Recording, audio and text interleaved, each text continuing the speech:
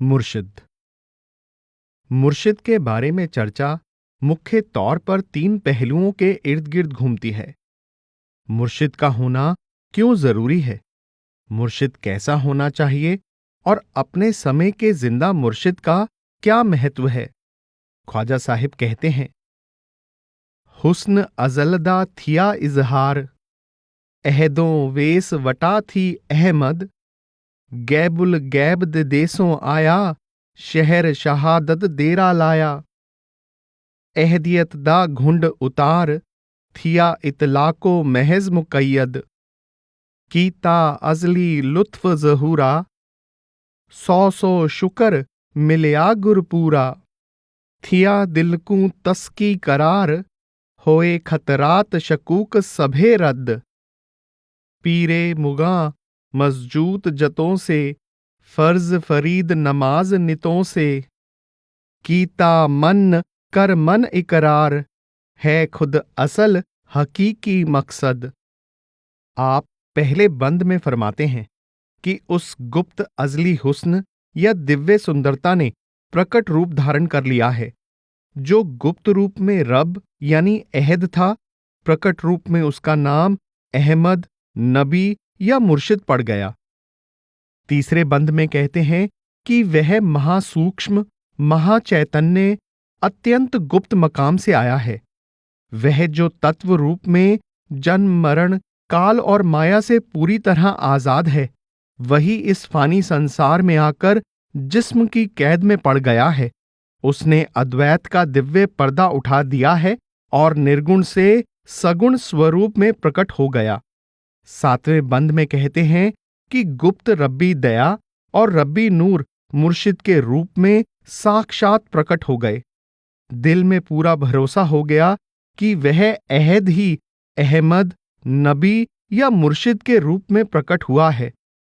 इससे सारे संशय, भ्रम और अंदेशे जाते रहे। मेरा मन कृतज्ञता तथा शांति से भर गया। आठवें बंद में कहते हैं कि हमारे लिए मुर्शिद का हुक्म ही इलाही हुक्म है। मुर्शिद स्वयं भी पूर्ण है और उसका उपदेश भी पूर्ण है, इसलिए उसके उपदेश पर अमल करना जरूरी है। हमने उसके उपदेश को सत्य मानकर और उस पर अमल करके अपने जाती तजुर्बे के आधार पर इस सत्य को स्वीकार कर लिया है कि मुर्शिद के रूप में रब्बी हकीकत जलवागर है। इसलिए मंजिल भी मुर्शिद है और मुर्शिद के उपदेश पर चलना ही मंजिल पर पहुंचने का साधन है। इस काफी में दिए इन मुख्य संकेतों पर विशेष ध्यान देने की आवश्यकता है।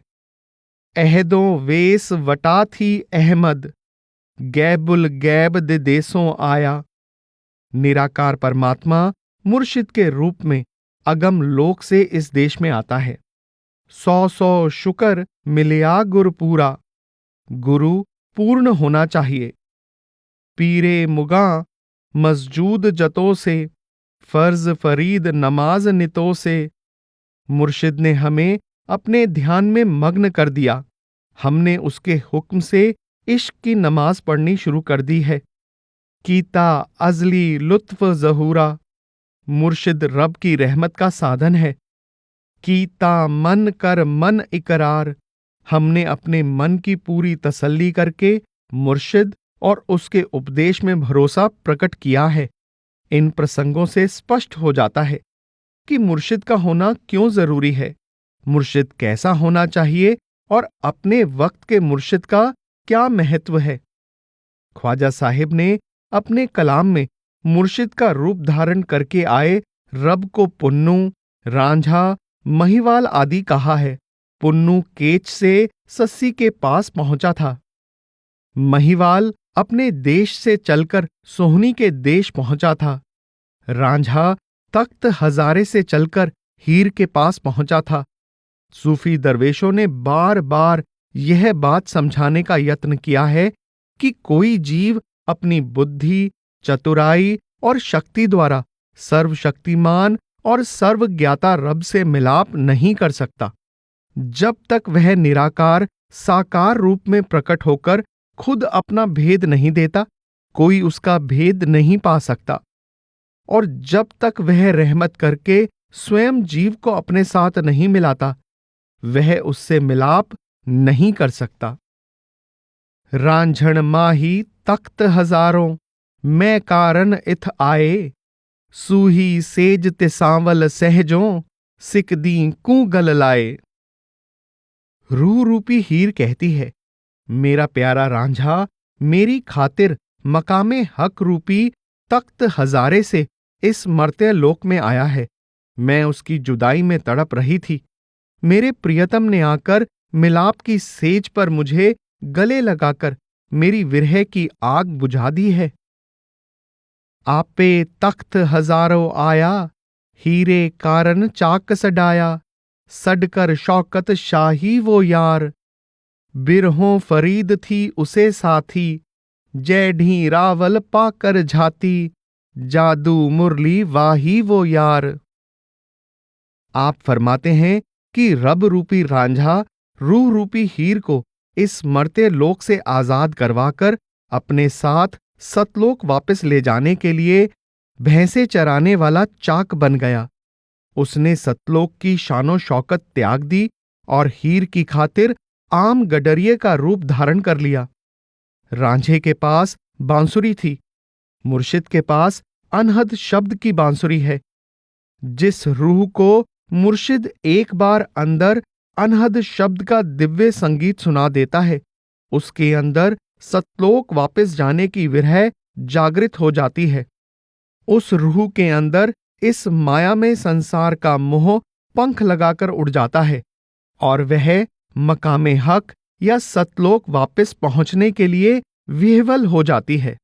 रांझण माही मुरली वाही, प्रेम जड़ी जड़ लाइस जाही, दुख दुखड़े पे पल्ले वो यार, आतिश इश्क रंझेटे वाली, होश फिकर दी पाट पजाली, ढांड अंदर विच बल्ले वो यार। जब सतलोक रूपी तख्त हजारे से आया रांझा मुर्शिद के रूप में रूह को अनहद शब्द की मुरली सुना देता है, तो उसके अंदर इश्क की ज्वाला भड़क उठती है। उसका संसार का मोह रांझे, रब और अनहद शब्द के प्रेम के रूप में बदल जाता है।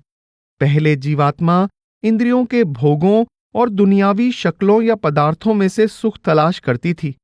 रब, रांझे और शब्द के प्रेम की अग्नि सब सांसारिक इच्छाएं जलाकर राख कर देती है तथा उसके अंदर रब और सतलोक के वियोग की दुख की लपटें निकलनी शुरू हो जाती हैं।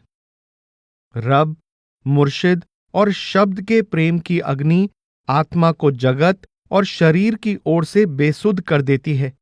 जीवात्मा हर तरह की अक्ल, चतुराई और बाहरमुखी ज्ञान को एक ओर रखकर पूरी तरह मुर्शिद और शब्द के प्रेम में मस्त हो जाती है।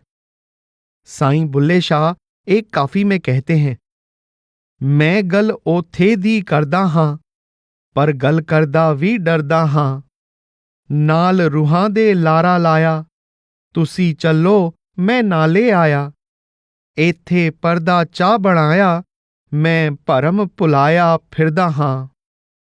बहुत से दूसरे सूफी दरवेशों के समान साईं बुल्ले शाह संकेत करते हैं कि जब रब ने रूहों को मकामे हक से इस मर्त्य लोक में भेजने का हुक्म दिया, तो उसने उनसे वादा किया कि मैं स्वयं तुम्हारे पास पहुंचकर तुम्हारे अंदर अपना प्रेम जागृत करके तुम्हें वापस अपने साथ मिला लूंगा।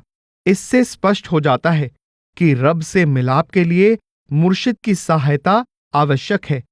मुर्शिद वह होना चाहिए जो रब का रूप हो और जीव केवल अपने समय के जिंदा साकार मुर्शिद की सहायता और मार्गदर्शन द्वारा ही रब की इबादत करके रब से मिलाप कर सकता है। ख्वाजा फखरुद्दीन ख्वाजा गुलाम फरीद के बड़े भाई थे, पर आपको अपना मुर्शिद रब का रूप दिखाई देता था।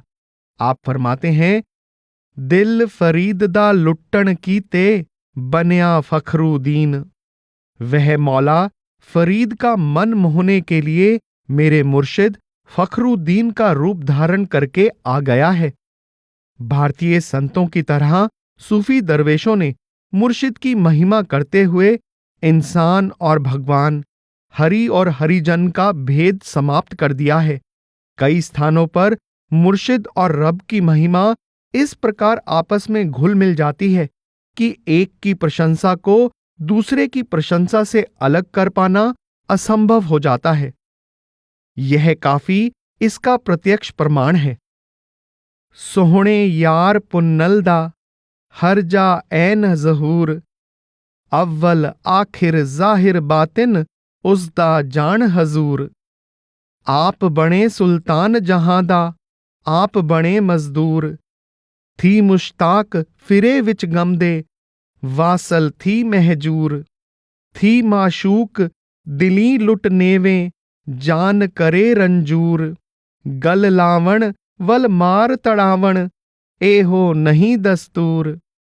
चश्मा फखरुदीन मिठल दियां, तन मन कीता चूर।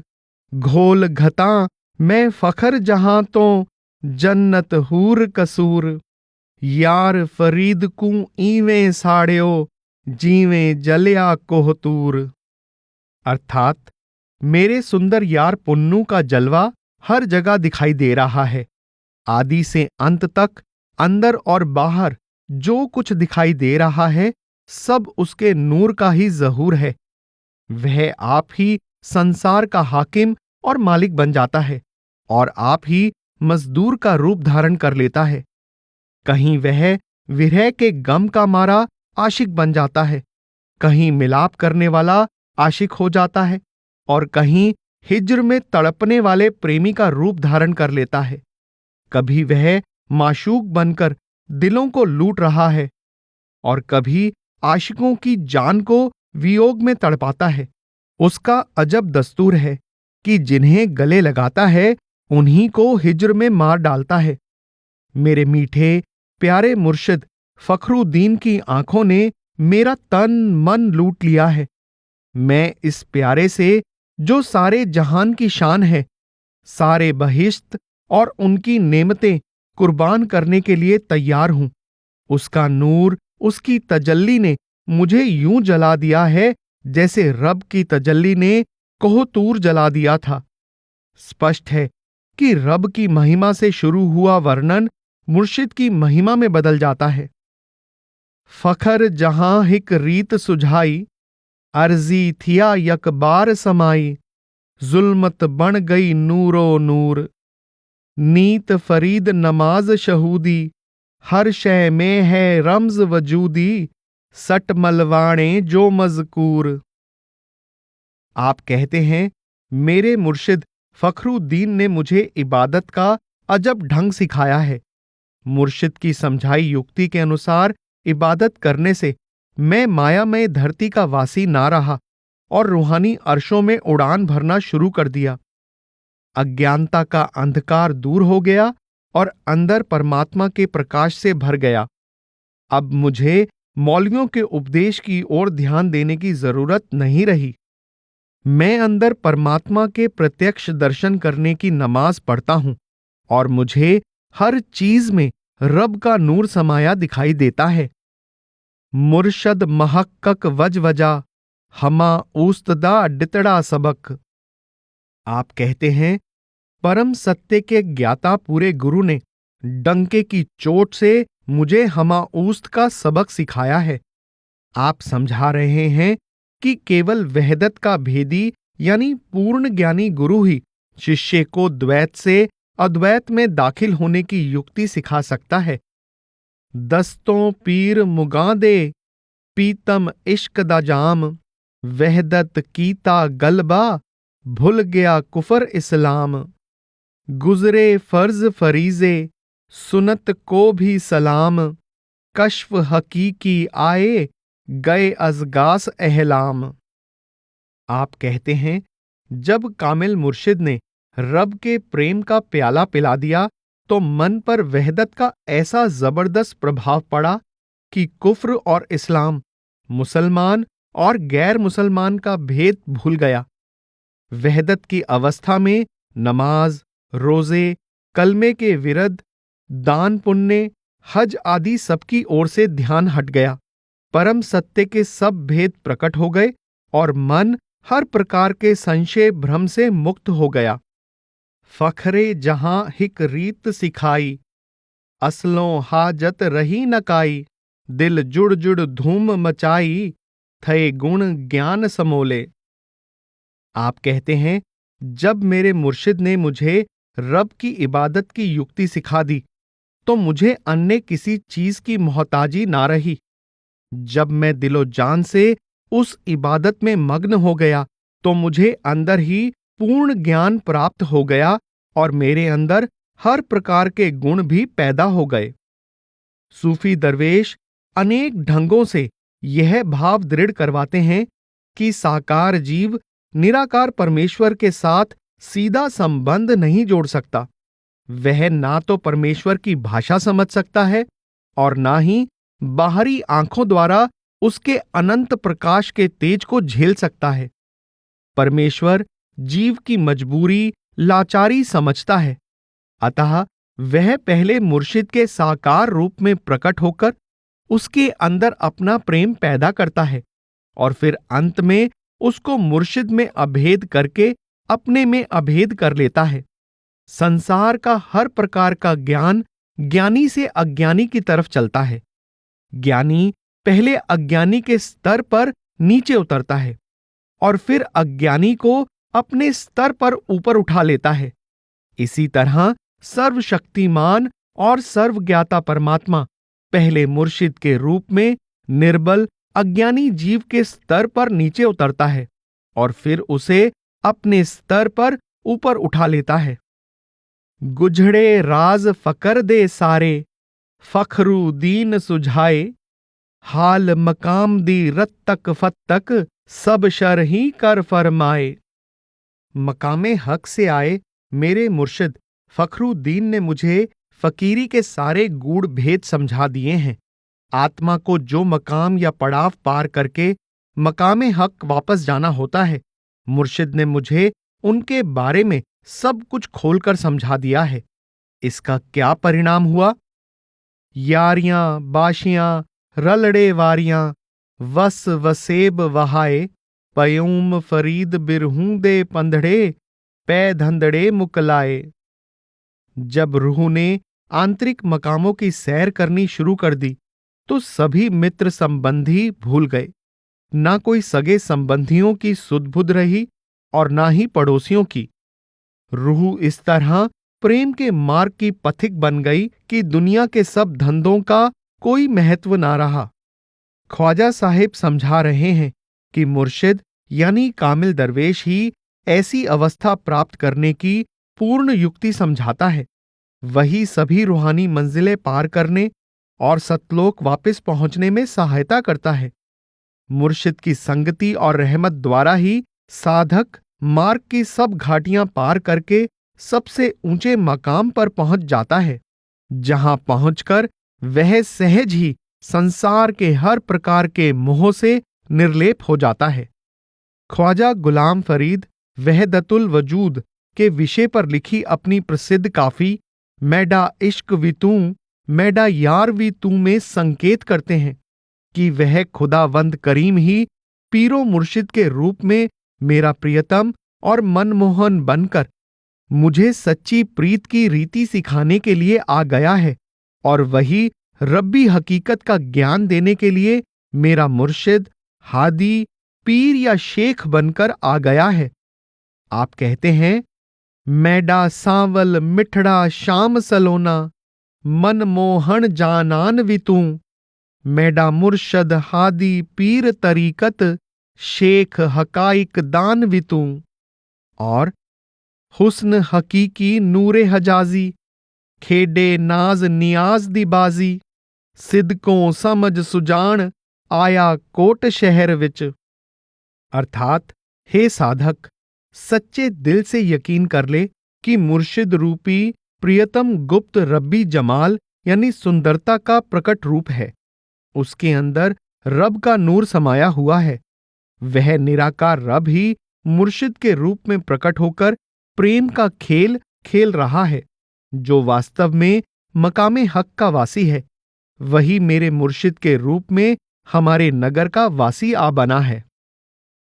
आप अपनी प्रसिद्ध काफी है इश्क द जलवा हर हर जा सुबहान अल्लाह में कहते हैं, कडी मूसा थी मिकात चढ़े, वलवाज करे तौरेत पढ़े, कडी ईसा यहिया जकरिया, सुबहान अल्लाह। किथे राज अनल हक फाश थिया, किथे सुबहानी दा विरद पढ़िया, किथे इन्नी अबद रसूल केहा, सुबहान अल्लाह। कभी वह प्रियतम मूसा के रूप में प्रकट होकर आंतरिक रूहानी मकाम पार करके रब से प्यार की बातें करता है, और कभी यहूदियों की धर्म पुस्तक तौरेत का उपदेश सुनाता है। कभी वह हजरत ईसा, हजरत याहिया और जकरिया का रूप धारण करके आ जाता है, और कभी मंसूर बनकर अनल हक के नारे के रूप में, कभी हजरत मोहम्मद साहिब के रूप में रब्बी हकीकत के भेद खोलता है। दूसरे औलिया अल्लाह और पूर्ण संतों के समान आप उपदेश दे रहे हैं। पहला, कामिल दरवेश अनेक हो सकते हैं, पर उनके अंदर शक्ति उस एक परमात्मा की काम कर रही होती है, इसलिए वे सब एक समान प्रेम और सम्मान के अधिकारी हैं। एक कामिल पीर को बड़ा और दूसरे को छोटा समझना उचित नहीं। दूसरा, कामिल दरवेशों को किसी खास कौम, मजहब, मुल्क और वक्त तक सीमित नहीं किया जा सकता। वह खुदावंद करीम अपनी मौज का मालिक है। हम उसकी रजा पर पाबंदी नहीं लगा सकते कि पिछले समय में हुए पीर पैगंबरों, वलियों और संतों के बाद कोई वली, पीर पैगंबर संसार में नहीं आ सकता। तीसरा, पुराने समय में हुए संत महात्मा हमारे सम्मान के काबिल हैं, परंतु हमें जो भी रूहानी दौलत मिलेगी अपने समय के पूर्ण गुरु से मिलेगी। ख्वाजा साहिब संकेत करते हैं, फखरुद्दीन मिट्ठल दे शौको, दम दम निकलम दूध, वस्ल फरीद कू हासिल होया, जब हो गया नाबूद। आप कहते हैं, मेरे अंदर अपने मुर्शिद फखरुद्दीन का प्रेम इस प्रकार समा गया है कि हृदय में से निरंतर उस प्रेम का धुआं उठता रहता है। जब मुर्शिद की रहमत से फरीद मुर्शिद में अभेद हो गया तो वह उसमें समाकर उसका ही रूप हो गया। सूफी दरवेश समझाते हैं कि फना फी अल्लाह होने के लिए, भाव रब में अभेद होने के लिए, फना फी शेख होना, भाव मुर्शिद में अभेद होना जरूरी है। मुर्शिद का प्रेम अल्लाह के प्रेम का आधार है, और मुर्शिद में अभेद हो जाना अल्लाह में अभेद होने की सीढ़ी है। ख्वाजा साहिब अपने मुर्शिद की महिमा करते हुए कहते हैं, पुन्नल है मस्जूद दिलींदा, दीन ईमान दी बात नै, अहद ते अहमद फर्क न कोई, वाहद जात सिफात नै, हुस्न परस्ती ते मैखवारी, साडी सोम सलात नै। ख्वाजा साहिब कहते हैं, हम केवल मुर्शिद रूपी प्यारे पुन्नू के आगे सजदा करते हैं, माथा टेकते हैं। केवल उसके आगे माथा टेकना ही हमारा धर्म, ईमान है। हमें निराकार परमेश्वर यानी अहद और उसके साकार रूप मुर्शिद यानी अहमद में कोई फर्क दिखाई नहीं देता। रब और मुर्शिद की हालत और उनके गुण, कर्म, स्वभाव समान हैं, दोनों में कोई अंतर नहीं। हमारे लिए मुर्शिद परस्ती और उसके पिलाए इश्क या नाम की मस्ती ही नमाज और रोजे का दर्जा रखती है। आप एक अन्य प्रसंग में कहते हैं, अहद ओ ही है, अहमद ओ है, मीम दे ओले दिलड़ी मोहे, ध्यान फरीद रखी हर आन। रब खुद मुर्शिद के अंदर बैठकर मुरीद या शिष्य का मन मोह लेता है और उसके अंदर अपना प्रेम पैदा करता है। साईं बुल्ले शाह इक रांझा मैनू लोड़ीदा काफी में कहते हैं, मेरी रांझे से प्रीत आज की नहीं, यह रब के हुक्म से सृष्टि की रचना होने से पहले की है। रांझे जेहा मैनू होर न कोई, आप कहते हैं सारे संसार में कोई दूसरा रांझे की बराबरी नहीं कर सकता। आप काफी के अंत में कहते हैं, अहद अहमद विच फर्क न बुलिया, एक रत्ती भेत मरोड़ी दा, एक रांझा मैनू लोड़ी दा। उर्दू फारसी में अहद और अहमद एक जैसे लिखे जाते हैं। अहमद में केवल मीम की एक मरोड़ी यानी घुमाव अधिक होती है। आप कहते हैं कि रब और रांझे भाव मुर्शिद में कोई अंतर नहीं, केवल साकार देह ही उसके रब से अलग होने का भ्रम पैदा करती है। साईं बुल्ले शाह एक अन्य प्रसंग में कहते हैं कि इस बात में रत्ती भर भी शक नहीं किया जा सकता कि जिस पर कुल मालिक अपने साथ मिलाप की मेहर करता है उसे अपने जैसा ही बना लेता है, और ऐसा पूर्ण पुरुष ही दूसरों पर मेहर करके उन्हें खुदावंद करीम से मिलाने का साधन बनता है। वह जिस पर करम अवेहा है, तस्दीक ओ भी तै जेहा है, सच सही रवायत एहा है, तेरी नजर मेहर तर जायदा। भारत में चिश्ती सिलसिले के संस्थापक ख्वाजा मोइनुद्दीन चिश्ती कहते हैं, तन मयाने खल्क ओ जा नजदे खुदा वंदे जहां, तन गरिफ्तारे जमीन और रूबर हफ्त आसमां। वली अल्लाह शरीर से दुनिया में होते हैं, पर उनकी जान यानी रूह दुनिया के मालिक उस खुदावंद करीम से जुड़ी होती है। उनका जिस्म जमीन पर होता है, परंतु वे स्वयं ऊंचे आकाशों में उड़ान भरते हैं। आप वक्त के हर वली की उपमा कर रहे हैं, किसी खास वली की नहीं। मौलाना रूम का कथन है, चूंकि कर दी जाते मुर्शद रा कबूल, हम खुदा दर जातश आमद हम रसूल। दो मगो ए दो मखां ओ दो मदां, बंदा रा दर ख्वाजाए खुद महवदा। चूं जुदा बीनी जा हक ई ख्वाजा रा, गुमकुनी हम मतन ओ हम दिबाजारा। अर्थात मुर्शिद की जात को कबूल करना ही रब और रसूल की जात को कबूल करना है, क्योंकि मुर्शिद के अंदर रब और रसूल दोनों समाये हुए हैं। तू उनको दो ना समझ, दो ना देख और दो ना कह। तू मुर्शिद को रब में समाया हुआ देख। अगर तू मुर्शिद को रब से अलग देखेगा तो तेरी परमार्थ की किताब भी खो जाएगी और इसकी भूमिका भी खो जाएगी। पहले भी कहा जा चुका है कि मुर्शिद का होना काफी नहीं, मुर्शिद वह होना चाहिए जो अपनी हस्ती अल्लाह में अभेद करके अल्लाह का रूप हो चुका हो। इससे यह भाव भी सामने आता है कि मुर्शिद और मुरीद यानी गुरु और शिष्य का साक्षात मिलन होना आवश्यक है, क्योंकि जीव केवल अपने वक्त के गुरु पीर से ही सहायता प्राप्त कर सकता है। हर सूफी दरवेश मरते लोक से धुर दरगाह वापस जाने से पहले अपने स्थान पर नया पीर मुकर्रर करके जाता है, क्योंकि जीव केवल अपने वक्त के गुरु पीर की सहायता और मार्गदर्शन द्वारा ही रब से मिलाप कर सकता है। बहुत से सूफी दरवेश जीते जी अपने खलीफे मुकर्रर कर देते हैं ताकि अधिक से अधिक लोग मुर्शिद के साकार रूप से लाभ उठा सकें। पूर्व समय में हुए गुरु पीर रब में समाकर रब का रूप हो चुके होते हैं। वे जीव से उतने ही दूर होते हैं जितना रब। अगर जीव उनसे लाभ प्राप्त कर सकता तो वह सीधा रब से भी प्राप्त कर सकता था, क्योंकि वे दरवेश भी रब में समा चुके हैं। या तो रब को कभी भी मुर्शिद के साकार रूप में प्रकट होने की आवश्यकता नहीं थी, या फिर हमेशा मुर्शिद का रूप धारण करके आने की आवश्यकता है, क्योंकि जीव केवल साकार की सहायता से ही निराकार तक पहुंच सकते हैं। आज की औरत को संतान पैदा करने के लिए आज के पुरुष की आवश्यकता है।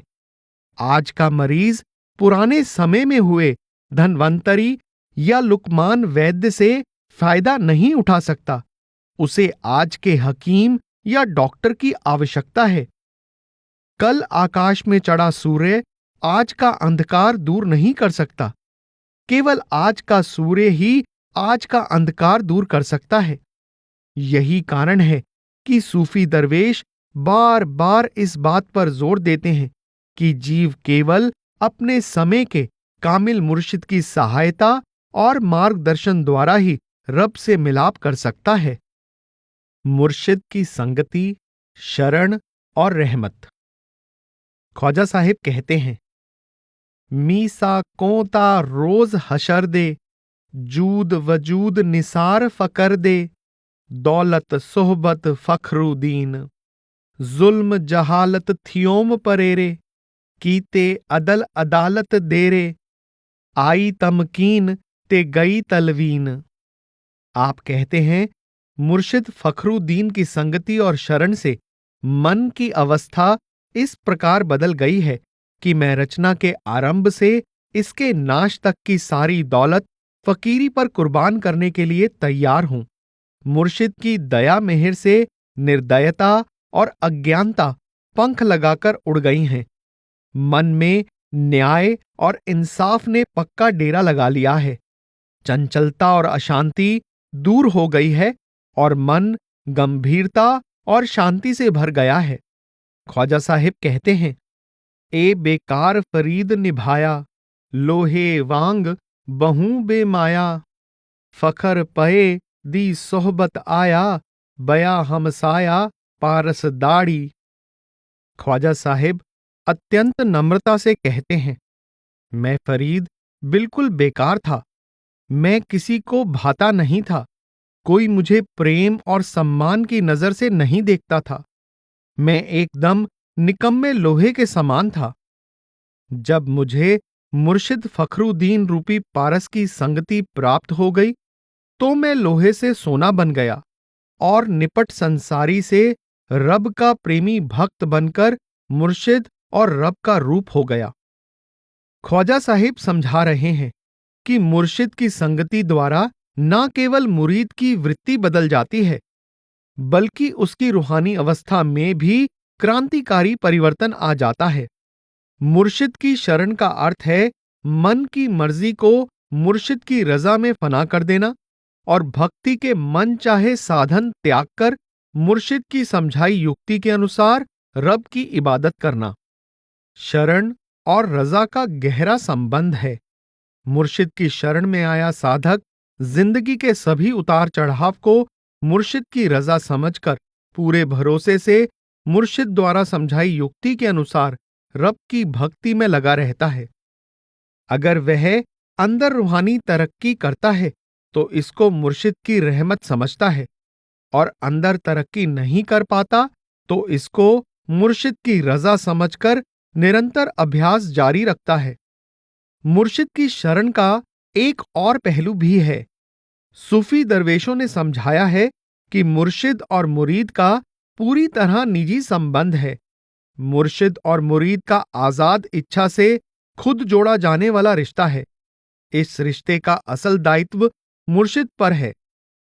दलील की खातिर मान लो कि आज संसार में सचमुच कोई कामिल मुर्शिद मौजूद है और हम उसके आगे अर्ज करते हैं कि हमें अपना मुरीद बना ले। मुर्शिद हमारी प्रार्थना मानने के लिए मजबूर नहीं। ख्वाजा गुलाम फरीद के जीवन के हालात भी ऐसे थे कि आपने बड़े बड़े लोगों को टाल दिया। जब हम अपने समय के किसी पीर फकीर को अपना मार्गदर्शक और रक्षक बनने के लिए विवश नहीं कर सकते, तो पूर्व समय में हुए और रब में अभेद हो चुके किसी महात्मा को अपना मार्गदर्शक या गुरु बनने के लिए कैसे मजबूर कर सकते हैं? प्रश्न यह नहीं कि हम अपने समय के या पूर्व समय के किसी पीर पैगंबर में भरोसा ले आए हैं। प्रश्न यह है कि उस पीर पैगंबर ने हमें अपनी शरण में लेना स्वीकार कर लिया है या नहीं। संत महात्मा खबरदार करते हैं कि पूर्व समय में हुए पीरों फकीरों की सहायता से पार होने का ख्याल मन का धोखा और शैतान की चाल है।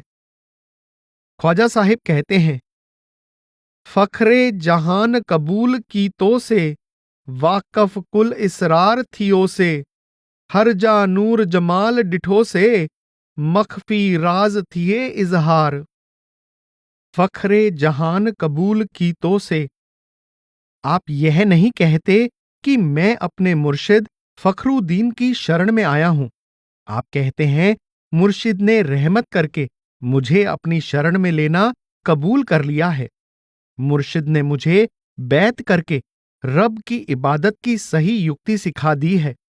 इसका परिणाम यह हुआ कि मुझे हर जगह रब का नूर दिखाई देने लगा और सारे गुप्त भेद प्रकट हो गए। ख्वाजा साहिब की काफी है, वहा वहा सोने दावर तारा। आप इस काफी में फरमाते हैं कि वह रब अनेक रूप धारण करके स्थान स्थान पर प्रकट हो रहा है। इस सत्य का प्रत्यक्ष अनुभव प्राप्त करने के लिए साधक को क्या करना चाहिए? आप उपदेश देते हैं, चरण गुरु दे सीस नवाई, जो आखे चुम अखियां चाई, जो हद जहाज दा बार उठाई, कुरब कमाल हई मतलब बारा। थी गुर पीर दा चेला सच्चा, ना हो कदम हटा कर कच्चा। बिरहों कड़ाहा चढ़िया मच मचया, जल बल मार अनादा नारा। जो कोई रखसी एह गुण चारे, जो राती जग जोग जगारे। वंज खुश वससी शाम द्वारे, रहिसी जन्म जगत सो न्यारा।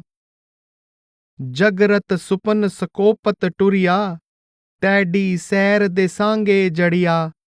जैंदा पीर संजाणो थुड़िया, फिर सी थीचों गोठ अवारा। तू ए समझ सुजान न छोड़ी, निर्गुण सरगुण विच जा जोड़ी। आपने आप तो मुंह ना मोड़ी, सब है रूप स्वरूप तिहारा। चारों वेद वेदांत पुकारन, ओम ब्रह्म नारायण धारन। आतम उत्तम स्वरूप सधारन, द्वैत फरीद है जूठा लारा। ख्वाजा साहिब मुर्शिद की शरण का महत्व समझाते हुए फरमाते हैं, मेरे प्यारे, सतगुरु के चरणों पर माथा टेकने का अर्थ है कि तू उनके उपदेश को प्रेम भरोसे से स्वीकार करके मन में बसा ले। तू तन मन से यत्न करके सतगुरु के उपदेशानुसार भजन सुमिरन कर। तू संघर्ष जद्दोजहद करने से ना डर। तेरे सामने एक ही उद्देश्य होना चाहिए कि अंतर में गुरु और प्रभु के निकट से निकट होता जाए। मेरे प्यारे, रस्मी तौर पर शिष्य बन जाना पर्याप्त नहीं। रस्मी शिष्य कच्चा होता है। जो तन मन से गुरु के उपदेश पर अमल करता है वही सच्चा शिष्य है। ऐसा शिष्य सतगुरु के उपदेश की कमाई में आगे ही आगे कदम बढ़ाता है और कभी पीछे मुड़कर नहीं देखता। जो शिष्य सतगुरु के उपदेश पर तन मन से अमल नहीं करता, कच्चा और अधूरा है। सच्चे शिष्य की क्या निशानी है? वह विरह की भट्ठी में खुदी को फना करके मैं रब हूं का नारा लगाता है, अर्थात वह अंतर में अपने निर्मल आत्मिक स्वरूप की पहचान द्वारा परमात्मा की पहचान कर लेता है। असली शिष्य मन को वश में रखता है, सत्य के मार्ग पर चलता है, पूरी लगन से अभ्यास करता है और रात को जागकर भक्ति में मग्न रहता है। जो शिष्य सारी रात योग भाव आत्मा को अंदर परमात्मा के शब्द या नाम से जोड़ने की प्रार्थना करता है, वह प्रभु के धाम पहुंचकर आनंद पाता है। वह सहज ही मायामय संसार की ओर से उपराम हो जाता है। हिंदू धर्म ग्रंथों में 4 अवस्थाएं मानी गई हैं: जागृत, स्वप्न, सुषुप्त और तुरिया। तुरिया अवस्था पूर्ण समाधि की सूचक है।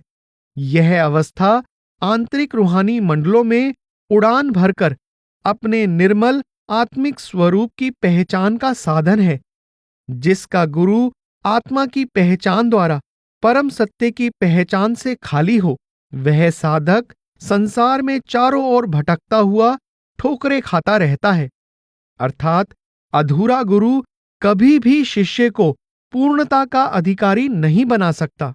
ख्वाजा साहिब उपदेश देते हैं, मेरे प्यारे, अगर सच्चा शिष्य बनना चाहता है तो अपने आत्मिक स्वरूप की पहचान द्वारा परमात्मा की पहचान के कार्य की ओर से मुंह न मोड़ना। तू निर्गुण और सगुण का भेद दूर करके पूर्ण अद्वैत की वादी में पहुंच जाना। फिर तुझे सूझ हो जाएगी कि तू परमात्मा का रूप है और शेष जो कुछ है वह परमात्मा का यानी तेरा ही रूप है। ख्वाजा साहिब अंत में कहते हैं, मेरे प्यारे, मैंने तुझे जो मार्ग समझाया है, वेदों और उपनिषदों में उसी का उपदेश दिया गया है। उनमें भी माया रहित निराकार को ओम या ब्रह्म का आधार माना गया है। उनमें आत्मा के वास्तविक स्वरूप की पहचान का उपदेश दिया गया है। शेष जो कुछ है सब व्यर्थ है। एक विद्यार्थी स्कूल में दाखिल हो जाता है। वह अध्यापक का बहुत सम्मान करता है, उसकी परिक्रमा करता है, उसके आगे माथा टेकता है, पर उसका दिया सबक याद नहीं करता। वह केवल नाम का विद्यार्थी है। वह सच्चा विद्यार्थी अध्यापक का दिया हुआ सबक याद करके ही बन सकता है। इसी प्रकार केवल गुरु की संगति में रहना और उससे गुरु मंत्र दीक्षा प्राप्त कर लेना या मुर्शिद के द्वारा बैत हो जाना काफी नहीं।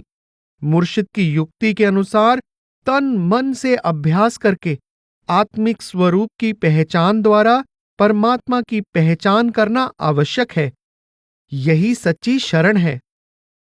सट खिरका बठ घत सजादा, जामाए जां शू पाक बबादा, करदम पीर मुगा ताकीद।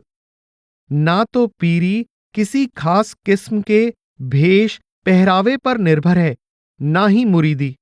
ख्वाजा साहिब कहते हैं, मुझे मुर्शिद ने बलपूर्वक समझाया है कि तू फकीरों वाला पहरावा और भक्ति करने वाला आसन दूर फेंक दे। तू अपनी रूह के जामे को इश्क की शराब में भिगोकर पूरी तरह निर्मल कर ले। आप समझा रहे हैं कि कामिल मुर्शिद अपने मुरीद को बाहरमुखी रस्मों रिवाजों में नहीं फंसाता। वह उसे मन में प्रभु का प्रेम बसाकर अपना ध्यान अंदर शब्द या नाम में लीन करने की हिदायत करता है। ख्वाजा साहिब एक अन्य उदाहरण द्वारा मुर्शिद का महत्व दर्शाने का यत्न करते हैं। नफसी खलत है तूणे गालिब, पर मायूस न थीवी तालिब, पीरे मुगा है खास तबीब। हे साधक, यह ठीक है कि तुझे मन और उसके विकारों ने अपने वश में किया हुआ है, पर तू निराश ना हो। सतगुरु मन के विकारों के रोग का इलाज करने वाला कामिल हकीम है। रोगी अपने आप अपने रोग का इलाज नहीं कर सकता। विषय विकारों, इच्छाओं, तृष्णाओं के रोगों का उपचार करना साधक के वश में नहीं। ये रोग जब भी दूर होते हैं, अपने समय के कामिल मुर्शिद द्वारा दी शब्द या नाम की कमाई द्वारा दूर होते हैं।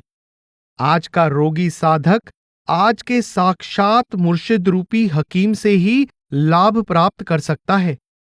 खास फरीद गुलाम फखरदा, बांदा बरदा उसदे दरदा, बठ पिया आसरा इल्मो हुनरदा, तकिया दोस्त दे दमदा। ख्वाजा साहिब कहते हैं, मैं मुर्शिद के दर घर का जर खरीद गुलाम बन चुका हूं। मैं उसके हाथ बिककर पूरी तरह उसका और केवल उसका बन चुका हूं। मैं शेष सबकी ताबेदारी त्याग कर एक मुर्शिद के हुक्म में आ गया हूं। मैंने बुद्धि, विद्या, अक्ल, चतुराई आदि को तिलांजलि दे दी है। मैंने मन की मर्जी को मुर्शिद की रजा में मिटा दिया है। मैंने दुनिया के सब सहारे त्याग कर केवल उसको अपना आसरा या सहारा बना लिया है। ख्वाजा साहिब समझा रहे हैं कि जब मुरीद एक बार मुर्शिद की शरण में चला जाए तो उसको तन मन से उसका बन जाना चाहिए। तभी वह रूहानियत में तरक्की कर पाएगा। जब तक मुरीद मन की मर्जी को मुर्शिद की रजा में फना नहीं करता और बाकी सब आसरे त्याग कर तन मन से मुर्शिद का नहीं बनता, वह रूहानियत में तरक्की करने की आशा नहीं रख सकता। ख्वाजा साहिब एक अन्य प्रसंग में कहते हैं, साडे सिर सरवाह दा सारा, फखर पिया मालिक है। आप कहते हैं, मेरा मुर्शिद फखरुद्दीन मेरे सिर और मेरी इज्जत का मालिक है।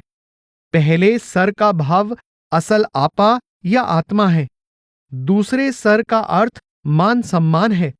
ख्वाजा साहिब कह रहे हैं कि मेरा मुर्शिद ही मेरी आत्मा का स्वामी है और मुझे जो भी रूहानी प्राप्ति या बड़ाई मिली है, अपने मुर्शिद की शरण और रहमत द्वारा मिली है। कै पाया बाज फकीरां, जज्बा ए इश्क दी लज्जत को, कुल शै विच कुल शै डिठो से, हमा ऊस्तदा दरस कितो से, बरकत सोहबत पीरां, पीकर बाटा वहदत को। ख्वाजा साहिब प्रश्न करते हैं, मेरे प्यारे, संसार के रूहानियत के इतिहास पर नजर डालकर देख ले, क्या किसी ने कभी साधु संतों, पीर फकीरों की सोहबत और शरण के बिना रब के प्रेम का आनंद पाया है? क्या कोई साधक अपने गुरु पीर की रहमत के बिना अनंत द्वैत में से पूर्ण अद्वैत की वादी में पहुंचकर रब के मिलाप का जाम पी सका है? ख्वाजा साहिब समझा रहे हैं कि अपने वक्त के जिंदा मुर्शिद की सोहबत और रहमत के बिना ना हृदय में रब का प्रेम पैदा हो सकता है और ना ही साधक रब की सच्ची इबादत द्वारा रब से विसाल का आनंद पा सकता है।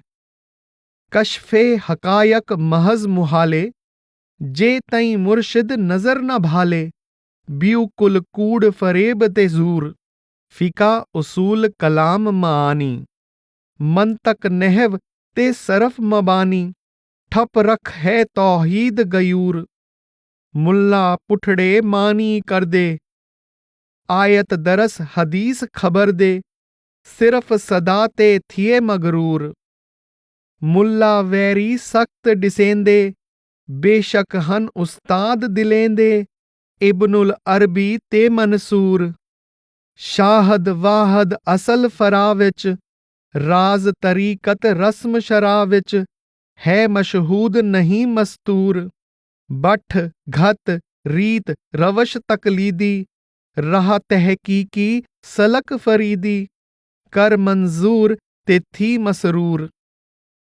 ख्वाजा साहिब उपदेश देते हैं, मेरे प्यारे, तू भली भांति दृढ़ कर ले कि जब तक मुर्शिद की मेहर की नजर नहीं पड़ती, हकीकत के भेद समझ पाना कठिन ही नहीं असंभव है, और जब तक परम सत्य के भेदों की सूझ नहीं होती, बाकी के हर प्रकार के बाहरमुखी ज्ञान की कौड़ी कीमत नहीं।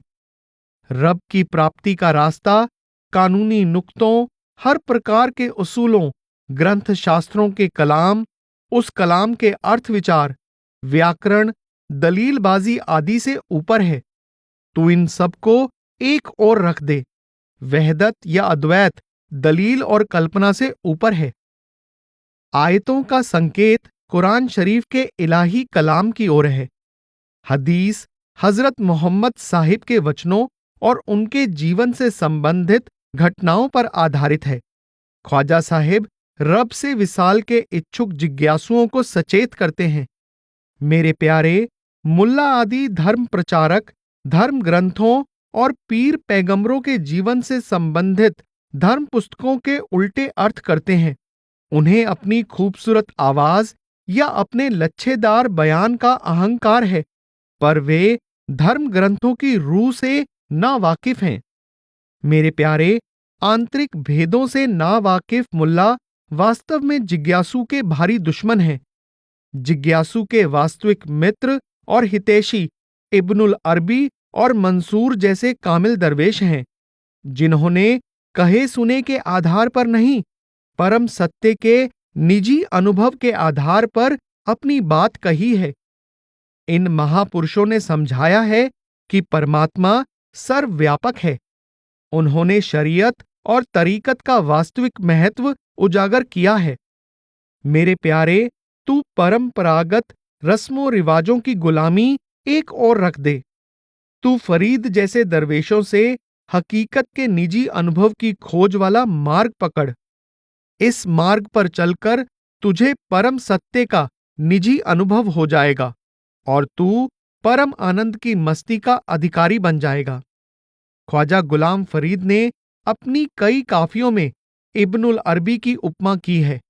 आप एक प्रसंग में कहते हैं, मुर्शद फखरे जहाने कीतम ए इरशाद, आरिफ इब्नुल अरबी साडा है उस्ताद।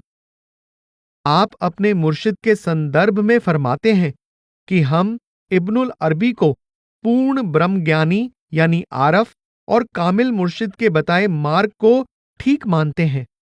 एक अन्य प्रसंग में कहते हैं, इब्नुल अरबी दी रख मिल्लत, ठप रख फिका असूल मसाइल, बह कर कलड़ी रम्ज सुझाई, पीर मुकम्मल आरिफ कामिल। हे जिज्ञासु, तू फिका अर्थात विद्वानों द्वारा किए मजहबी फैसलों, शरीयत की सब पाबंदियों यानी असूल मसाइल त्याग कर केवल इब्नुल अरबी के फलसफे का कायल हो जा। हमारे कामिल मुर्शिद ने जो पूर्ण ब्रह्मज्ञानी यानी कामिल आरफ हैं, हमें अकेले बिठाकर यह भेद समझा दिया है कि केवल रब की सूरत सच्ची और पायदार यानी स्थायी है, बाकी जो कुछ है नाशवान है।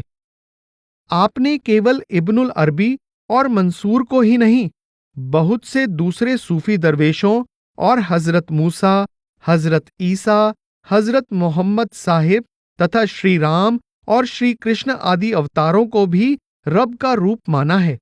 संसार के किसी कामिल दरवेश ने कभी यह नहीं कहा कि उसके अपने समय में या उसके बाद संसार में कोई दूसरा गुरु पीर नहीं हो सकता।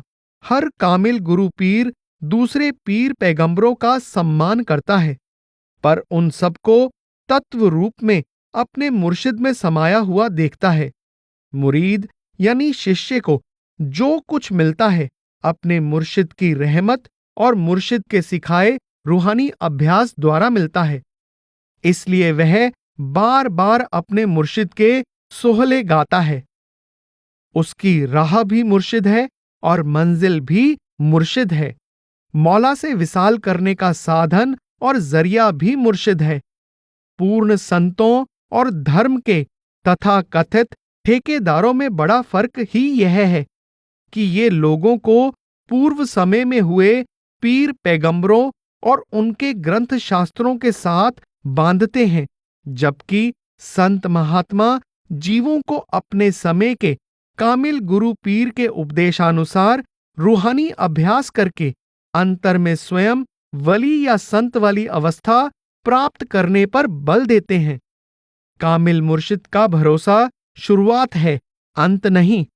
जीवात्मा का उद्धार कामिल मुर्शिद के भरोसे हाथ पर हाथ रखकर बैठे रहने में नहीं, उसके उपदेशानुसार रूहानी अभ्यास द्वारा खुद अंदर चढ़ाई और रसाई करने में है। नूरे मोहम्मदी ख्वाजा साहिब पहले फरमा आए हैं, अहद ते अहमद विच फर्क न कोई, और अहद ओ ही है, अहमद ओ है, मीम दे ओहले दिलड़ी मोहे। एक अन्य प्रसंग में कहते हैं, किथे इब्राहिम खलील नबी, किथे यूसुफ विच कनआन आया, किथे ईसा ते इलियास नबी, किथे लक्ष्मण राम के कान्हा आया, किथे जकरिया कथे यहिया है, किथे मूसा बिन इमरान आया, बू बकर उमर उस्मान किथे, किथे असद अला जीशान आया, किथे हसन हुसैन शहीद बने, किथे मुर्शिद फखरे जहान आया, किथे अहमद शाह रसूलां दा, महबूब सभे मकबूलां दा, उस्ताद नफूस उकूलां दा, सुल्ताना सिर सुल्तान आया। आपने संसार के अलग अलग देशों, अलग अलग वक्तों और अलग अलग धर्मों में हुए गुरु पीर, अवतार, पैगंबर और वलियों में एक ही हकीकत को जलवागर माना है। प्रत्यक्ष है कि आप समय स्थान में कैद जिस्म को नहीं, उस जिस्म के जरिए प्रकट होने वाली देश काल से आजाद शक्ति को मुर्शिद कहते हैं। शक्ति एक है, वह अनेक रूपों में प्रकट होती रहती है। हर पूर्ण पुरुष, हर कामिल दरवेश या वली अल्लाह में वह एक शक्ति काम कर रही होती है। वह एक ही शक्ति अनेक रूप धारण कर सकती है और धारण करती है। अगर रब ने संसार के एक जीव को भी अपने प्रेम द्वारा अपने साथ मिलाने का कार्य निभाना है, तो उसे वली, संत, साधु का रूप धारण करके आना पड़ेगा। यही कारण है कि आपने एक और हजरत मोहम्मद साहिब, हजरत ईसा, हजरत मूसा, हजरत इब्राहिम, श्री राम और श्री कृष्ण आदि को रब का रूप माना है, तो दूसरी ओर इब्नुल अरबी, बायजीद बस्तामी, मंसूर, ख्वाजा मोइनुद्दीन चिश्ती, ख्वाजा बख्तियार काकी और बाबा फरीद आदि कामिल दरवेशों की महिमा की है और साथ ही अपने मुर्शिद फखरुद्दीन के प्रति सर्वाधिक सम्मान प्रकट किया है।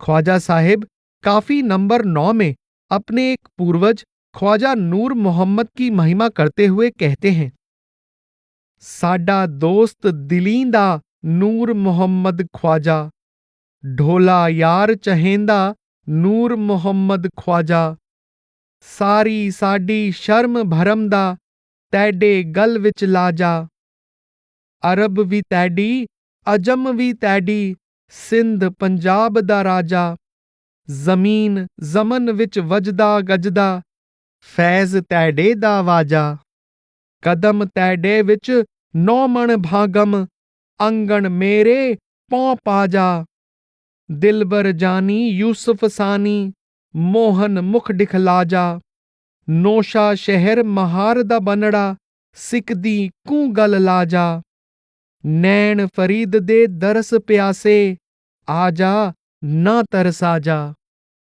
आप कहते हैं, ए ख्वाजा नूर मोहम्मद, तू हमारे दिल का असल दोस्त, मित्र और प्यारा है। तू ही हमारा मान है और हमारी लाज भी तेरे हाथ में है। तू सिंध और पंजाब का ही नहीं, अरब और ईरान का भी शहंशाह है। सच्ची बात तो यह है कि सारी धरती पर, सारे संसार में तेरी दया मेहर का डंका बज रहा है। तेरे चरणों में खुशकिस्मती के अनंत भंडार हैं। तू कृपा करके मेरे आंगन में चरण डाल। तू मेरा प्यारा प्रियतम है। तेरी यूसुफ जैसी सुंदरता ने मेरा मन मोह लिया है। तू आकर मुझे अपने दर्शन से निहाल कर दे। तू हमारे महार शहर का रूहानी सरदार और दुल्हा है। इस शहर में कोई दूसरा तेरी समानता नहीं कर सकता। मैं तेरे दीदार के लिए तरस रहा हूं। तू आकर मुझे गले लगा ले। मेरी आंखें तेरे दीदार की प्यासी हैं। तू मुझे और ना तरसा। अब शीघ्र, अति शीघ्र अपना दीदार बख्श दे। ख्वाजा साहिब काफी नंबर 247 में कहते हैं, किथ मंसूरी तेती फूरी, किथ सरमद सन आने। कभी वह रब्बी नूर मंसूर में प्रकट हो जाता है और कभी हजरत बायजीद बिस्तामी के रूप में। कभी वही रब्बी नूर सरमद के रूप में जलवागर हो जाता है। कभी फरीदुद्दीन अत्तार के मुर्शिद सनान के रूप में। आप काफी नंबर 264 में कहते हैं, थिया जाहर विच हर मूरत, छुप ओहले नूर हजाजी। नूर हजाजी का अर्थ है मोहम्मद साहिब का नूर या नूरे मोहम्मदी, अर्थात जिस मौला का नूर हजरत मोहम्मद साहिब में जाहिर हुआ था, उसका ही नूर दूसरे अनेक वलियों और पीरों के रूप में प्रकट होता रहता है। एक अन्य प्रसंग में बहुत स्पष्ट रूप में कहते हैं, हुस्न हकीकी नूरे हजाजी, खेडे नाज न्याज दी बाजी, सिदकों समझ सुजान आया कोट शहर विच। आप समझा रहे हैं, मेरे प्यारे, तू पूर्ण भरोसे से इस बात की पहचान कर कि जो रब्बी नूर नूरे मोहम्मदी के रूप में प्रेम और दया मेहर का खेल खेलने के लिए प्रकट हुआ था, वही कोट मिठन शहर में मुर्शिद फखरुद्दीन के रूप में प्रकट हुआ है। आप समय समय पर हुए अनेक कामिल दरवेशों की महिमा द्वारा यह भाव दृढ़ करवा रहे हैं कि हर कामिल दरवेश अपने समय में रूहानियत का शहंशाह होता है और दुनिया के सब देशों और कौमों के लोग केवल अपने समय के मुर्शिद से ही लाभ उठा सकते हैं।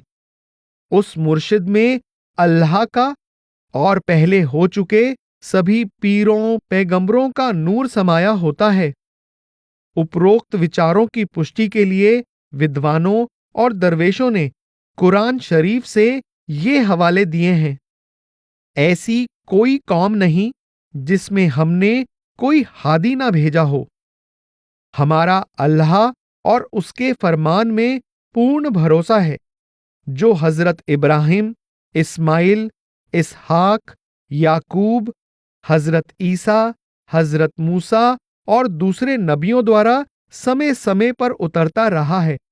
हम उनमें कोई भेदभाव नहीं करते कि एक अल्लाह को कबूल कर लिया जाए और दूसरे को कबूल ना किया जाए। सारी दुनिया के लोग एक कौम है। अल्लाह हमेशा अपने पैगाम नबी द्वारा भेजता रहा है। उपरोक्त सारी चर्चा का सार यह है कि रब के साथ मिलाप के लिए मुर्शिद का होना आवश्यक है। कुल मालिक स्वयं ही जीवों की सहायता के लिए कामिल मुर्शिद के रूप में प्रकट होता रहता है और साधक केवल अपने समय के जिंदा कामिल मुर्शिद की सहायता से ही रब की सच्ची बंदगी द्वारा रब से मिलाप कर सकता है। यह सृष्टि के आदि से रब द्वारा स्वयं सृजित नियम या सिद्धांत है। इस अनादि और सर्वव्यापक सिद्धांत में कभी किसी प्रकार का परिवर्तन नहीं किया जा सकता।